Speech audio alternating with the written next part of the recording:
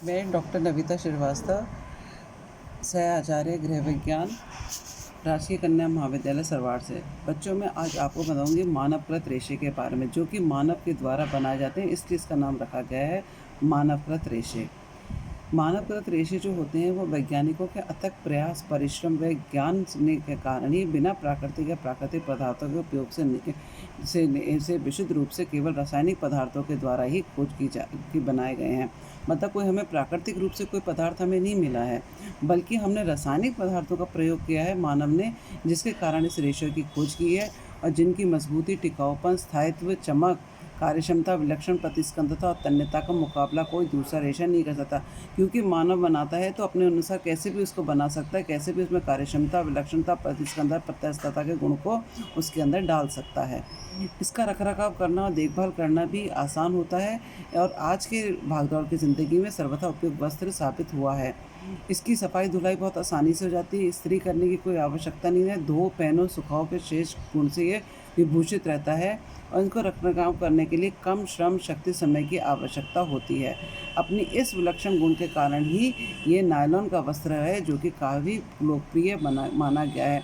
इसको जैसे कि हम मानते हैं बनियान हुई, मोजे हुए, ये सब चीज़ें ऐसी, टी शर्ट्स वगैरह हुई, जिसको कि जिस भी आकार में पहना जाए वो उस आकार में आता है। कितना ही धो, पहनो, सुखाओ, उसमें इस्त्री करने की कोई आवश्यकता नहीं रहती है। इस कारण इसको एक हम कहते हैं जादुई रेशा भी कहा गया है। इसे सुगम जीवन रेशा भी कहा जा सकता है।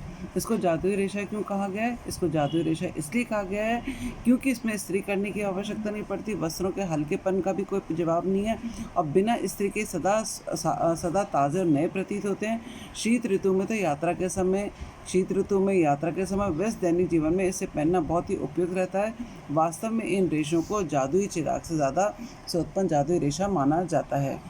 इसे कृत्रिम रेशा भी कहा जाता है। क्यों? क्योंकि इन्हें नित्य प्रकार के नए नए कृत्रिम रेशों का आविष्कार हो रहा है और उनके द्वारा इसे बनाया जाता है। और वो वस्त्र हैं जैसे नायलॉन, डेकरॉन, ऑरलॉन, पॉलिएस्टर आदि। नायलॉन की जादुई रेशे तथा सुगम जीवन रेशे की संज्ञा की दी गई है। वास्तव में नायलॉन वैज्ञानिकों के प्रयास से जादुई चिराग से उत्पन्न रेशा है, जिसकी शक्ति, चमक, मजबूती, लचीलापन, कोमलता, कार्यक्षमता, सौंदर्यता, स्थायित्व आदि का मुकाबला कोई भी प्राकृतिक रेशा नहीं कर सकता।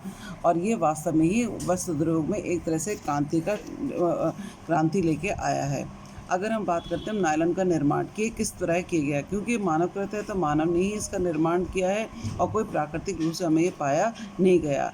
तो सबसे पहले जो है कि हम इसका पॉलीमराइजेशन प्रक्रिया कहते हैं, जिसमें नायलॉन रेशे का निर्माण रासायनिक प्रक्रियाओं की एक जटिल श्रृंखला से है। इसमें कार्बन, हाइड्रोजन, ऑक्सीजन और नाइट्रोजन की निश्चित और नियंत्रित अनुपात में संगठनात्मक अवस्था में मिलाया जाता है। इसमें एक निश्चित होती है और नियंत्रित अनुपात तथा संगठनात्मक व्यवस्था में मिलाया जाता है। इन सभी तत्वों का अनुपात इस प्रकार पर निर्भर करता है कि हमें किस प्रकार का नायलॉन वस्त्र बनाया जाना चाहिए।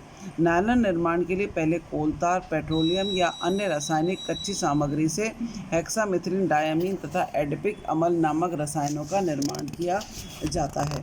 उसके पश्चात इन रसायनों के सहयोग से नायलॉन सॉल्ट बनाया जाता है। नायलॉन सॉल्ट एक प्रेशर कुकर नुमा बर्तन में रखकर गर्म किया जाता है। गर्म करने से छोटे छोटे जो अणु होते हैं वो आपस में मिलकर एक बड़ी श्रृंखला बना लेते हैं।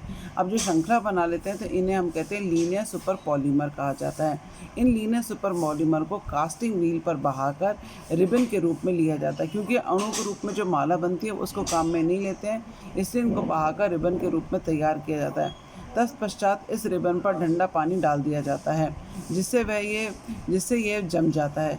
जमे हुए रिबन को छोटे छोटे टुकड़ों में काट लिया जाता है और रिबन के ये छोटे छोटे टुकड़े फ्लेक्स कहलाते हैं। अब फ्लेक्स के छोटे टुकड़ों को पिघलाकर गाढ़ा घोल बनाया जाता है। इस गाढ़े घोल को स्पिंडलेट के छिद्रों से होकर गुजारा जाता है। फिर दूसरा है स्पिंडलेट में से रेशे निकालना। फ्लेक्स को पिघलाकर गाढ़ा घोल प्राप्त किया जाता है। इस गाढ़े घोल को गर्म घोल को स्पिंडलेट के छिद्रों से होकर गुजारा जाता है। धागे की बारीकी के अनुसार स्पिंडलेट के छिद्रों का चुनाव किया जाता है। हमें जितना बारीक रेशा चाहिए उतना ही बारीक हमें स्पिंडलेट के छिद्रों का चुनाव करते हैं।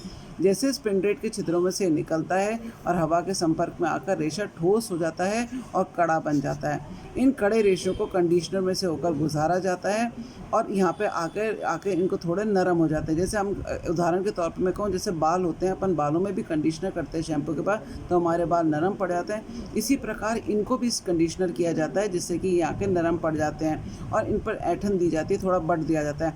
ऐठन देने से क्या होता है, धागे में मजबूती आ जाती है, इस टाइम में ऐठन देते हैं।